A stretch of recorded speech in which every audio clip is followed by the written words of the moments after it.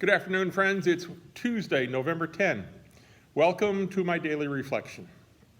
Okay, a little bit of a rant, if you will bear with me. Last week, I went into Sam's Club here in Vacaville to make a purchase. As I walked past the center section, it's prime space, I think, I noticed all of the Christmas decorations were out. Trees, outdoor blow-up characters, lights of all sorts. Everything you could need to create the Hallmark Christmas display at your house.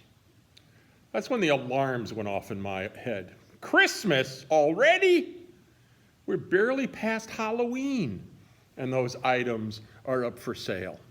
We're not even close to the old traditional standard of Thanksgiving meal being slightly cooled before the sales start. And that evening, as I was watching some of the recorded TV, and as is my practice, I zipped through the commercials until all of a sudden I realized I was seeing on the screen, Black Friday, Black Friday. So I hit the stop and play button. And I realize now that as I'm watching TV in real time, so to speak, what I saw were the ads, not for a Black Lives Matter campaign, but for things being sold as a Black Friday event. In November, early November, a month before. I don't know what they were advertising, but I thought, why are these sales happening now, in early November? Not on the evening of Thanksgiving, not on the early hours of Thanksgiving Friday, but now. Well, if that doesn't frost my cupcakes, nothing will. We're not allowing ourselves to get through one holiday, Halloween, I suspect they were up before then, or Thanksgiving, and already we're celebrating another.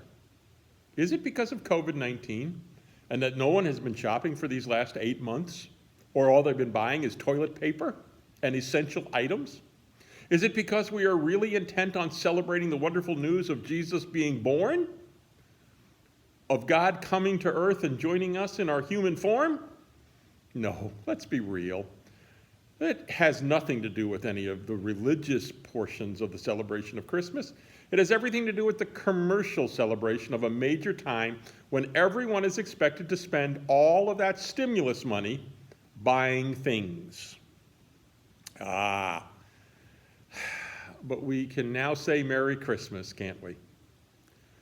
Okay, those of you who know me well know that I am sometimes the Grinch who delayed Christmas. A title I proudly wear, literally proudly wear, since Jules gave me a green Grinch t-shirt almost 6 years ago at our staff Advent party, held in early December. Some of them actually thought it was a Christmas party, but it was Advent, because it was early December. Now, I have nothing against celebrating Christmas, honestly. I love the season. I love the songs and the hymns that we sing during those 12 days. I love the season of preparing for Christmas as we get our hearts and minds around the message that God, in the form of Jesus, came into our existence to bring the good news of salvation, redemption, and incarnation to us. I value the trappings of the season of preparation for this coming, and the anticipation of the return of Christ in the adult form for all of us. I do get so excited about the Advent wreath that hangs in our worship space, and the Advent calendars that Joan and I use to mark the days of the Advent season. Those 4 weeks of preparation, those 4 weeks of anticipation. I can almost hear in my mind the opening song of Godspell, "Prepare ye the way of the Lord." I'm not going to sing it for you, please be thankful for that. Or Carly Simon singing Anticipation, not as I await ketchup coming out of my bottle, but Christ coming to us. I look forward to the angels singing to the shepherds in the field that Christ is born this day in Bethlehem. I just wonder if those who are heading to the stores to purchase all of the latest Christmas decorations are anticipating the gift that comes from God, or are they just wanting to see some romantic notion of this holiday. Is it really about saying Merry Christmas, or is it saying Merry presents to you and me? One other tangent on this rant. The day after Halloween, Sunday, All Saints' Day, as Novak and I were heading to the park for his evening check-in, I chatted with one of my neighbors who told me about the Halloween event that the family had attended at a local church the night before. It sounded wonderful. Then he said, and today we set up the Christmas tree in our living room. His son was so excited about the decorations they had hung with care and said if I walked by a little bit later when it was dark, I would be able to see all the lights on the tree.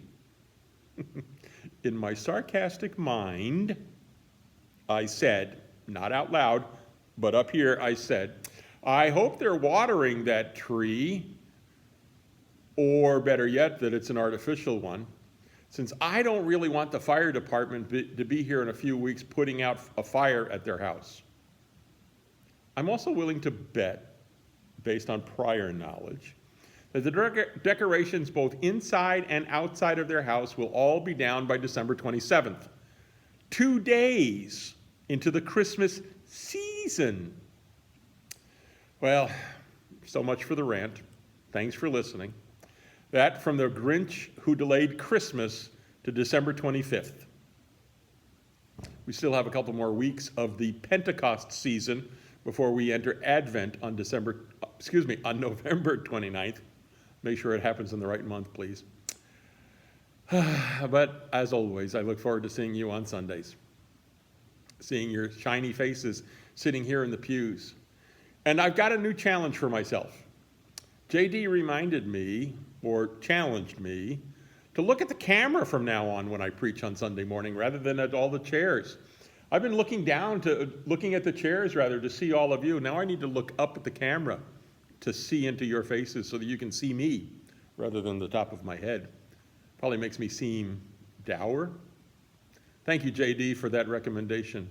And Jesse's going to create a sign. Look up. Sundays. It'll be fun. I look forward to it. Hey, until then, however, please, please, please remember, wash your hands 20 seconds at a time, 4 or 5 times a day, please. Use hand lotion afterwards to keep them nice and soft, especially in this cold and windy season when our hands will dry out. If you're not feeling well, please stay home from all activities.